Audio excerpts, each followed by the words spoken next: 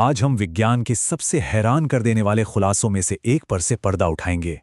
ये एक ऐसी हकीकत है कि हमारे चारों तरफ की ये जो ठोस दुनिया है ना, वो असल में लगभग पूरी की पूरी खाली है।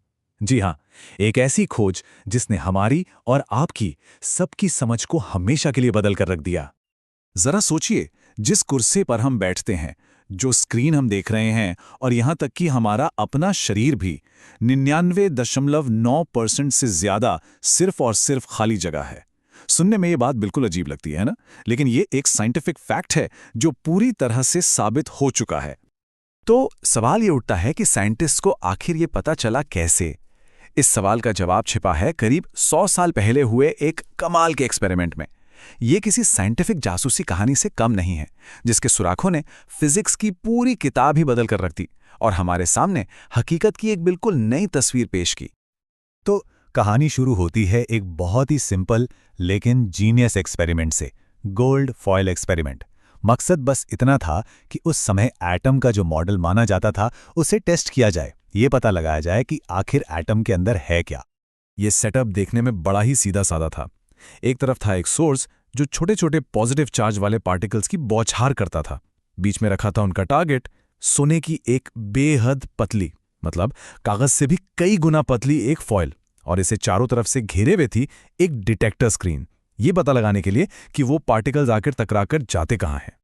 तो प्लान ये था कि इन छोटी छोटी पॉजिटिव गोलियों को, जिन्हें अल्फा पार्टिकल्स कहते हैं, सोने की फॉइल पर फायर किया जाए और फिर देखा जाए कि वो दूसरी तरफ कहाँ से निकलते हैं। साइंटिस्ट्स को क्या उम्मीद थी? यही कि वो सारे के सारे पार्टिकल्स सीधे निकल जाएंगे बिना किसी रुकावट के, ठीक वैसे ही जैसे कोई गोली एक पतले से टिश्यू पेपर के आर पार हो जाती है। लेकिन जो असल में हुआ वो किसी ने सोचा भी नहीं था। उनकी उम्मीदों से एकदम उल्टा। उन्हें एक नहीं, दो नहीं, बल्कि 3 ऐसे हैरान कर देने वाले नतीजे मिले जिन्होंने उस वक्त की फिजिक्स के सारे नियमों पर सवाल खड़ा कर दिया, और सच कहूं तो हकीकत को देखने का हमारा नजरिया ही बदल दिया। पहला क्लू, हाँ, कुछ हद तक तो उम्मीद के मुताबिक था, लेकिन फिर भी बहुत बड़ा था। हुआ ये कि ज्यादातर अल्फा पार्टिकल्स फॉयल के आर पार ऐसे निकल गए जैसे वहां कुछ हो ही ना। और इसका मतलब सिर्फ एक हो सकता था कि एटम, यानी वो चीज जिससे सब कुछ बना है, वो अंदर से लगभग पूरा का पूरा खाली है। लेकिन कहानी में ट्विस्ट तो अब आया। कुछ पार्टिकल्स अपने रास्ते से हल्का सा भटक गए थे, डिफ्लेक्ट हो गए थे। अब देखिए, अल्फा पार्टिकल्स पर होता है पॉजिटिव चार्ज, तो उन्हें रास्ते से भटकाने के लिए क्या चाहिए? जाहिर है कोई दूसरा पॉजिटिव चार्ज ही चाहिए होगा। तो इससे ये पता चला कि एटम के अंदर कहीं ना कहीं पॉजिटिव चार्ज का एक छोटा सा सेंटर छुपा हुआ है। और फिर आया तीसरा और सबसे चौंकाने वाला नतीजा। एक ऐसा नतीजा जो इतना रेयर था, इतना अजीब था कि कोई भी उसे एक गलती मानकर छोड़ देता, पर उन्होंने नहीं छोड़ा। वो नंबर था 12,000 में से 1। जी हां, 12,000 में से सिर्फ एक पार्टिकल ऐसा था जो लगभग सीधा वापस लौट आया। ये तो कुछ ऐसा था मानो आप एक तोप का गोला टिश्यू पेपर पर चलाएं और वो गोला टकराकर सीधा आप ही की तरफ वापस आ जाए। इम्पॉसिबल है ना? इसका तो एक ही मतलब हो सकता था कि ये पार्टिकल्स किसी बहुत ही छोटी मगर बहुत ही ठोस और ताकतवर चीज से आमने सामने टकरा रहे थे। तो अब साइंटिस्ट के पास 3 पक्के सुराग थे।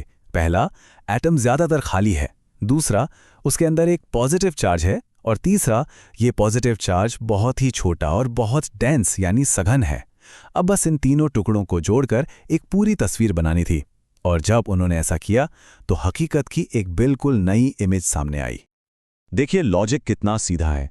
ज्यादातर पार्टिकल्स सीधे निकल गए, मतलब एटम ज्यादातर खाली जगह है।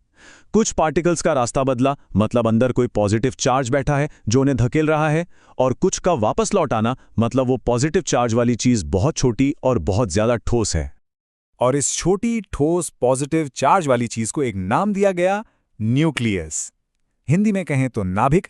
ये साइंस की हिस्ट्री की सबसे बड़ी खोजों में से एक थी। एक ऐसी खोज जिसने एटम के बारे में हमारी पूरी सोच को ही बदल डाला।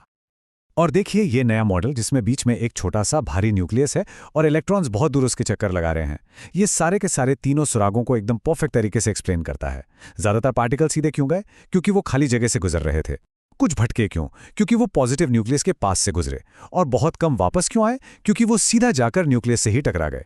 तो पहेली तो सुलझ गई, प्रॉब्लम सॉल्व्ड। या शायद नहीं, क्योंकि इस एक जवाब ने एक और भी बड़ा सवाल खड़ा कर दिया था। रदरफोर्ड का ये न्यूक्लियर मॉडल था तो बहुत शानदार, कमाल का, पर इसमें एक बहुत बड़ी, एक जानलेवा कमी थी। उस वक्त फिजिक्स के जो नियम कानून थे, उनके हिसाब से ऐसा एटम को बन ही नहीं सकता था। उसका वजूद ही नामुमकिन था। तो दिक्कत क्या थी? दिक्कत ये थी, उस जमाने की फिजिक्स कहती थी कि कोई भी चार्ज वाला पार्टिकल, जैसे कि इलेक्ट्रॉन, जब घूमेगा तो वो लगातार एनर्जी छोड़ेगा, रेडिएट करेगा, और जैसे जैसे उसकी एनर्जी कम होती जाएगी, वो धीरे धीरे एक गोल चक्कर में सीधा न्यूक्लियस में जाकर समा जाएगा। बूम, मतलब एटम तो खत्म, और अगर एटम ही नहीं रहेगा तो ये दुनिया, ये चीजें, कुछ भी नहीं बचेगा। तो ये एक बहुत बड़ा पैराडॉक्स था, एक पहेली। एक तरफ थी थ्योरी जो कह रही थी कि रदरफोर्ड का एटम तो 1 सेकंड से भी कम में तबाह हो जाना चाहिए, और दूसरी तरफ थी असल दुनिया, जहां हम देखते हैं कि एटम तो कमाल के स्टेबल है, एकदम स्थिर। हमारे चारों तरफ चीजें मौजूद हैं। इसका मतलब साफ था, फिजिक्स के नियमों की हमारी समझ में ही कहीं कोई बहुत बड़ी गड़बड़ थी। और यहीं पर हम एक बहुत गहरे सवाल पर आकर रुक जाते हैं।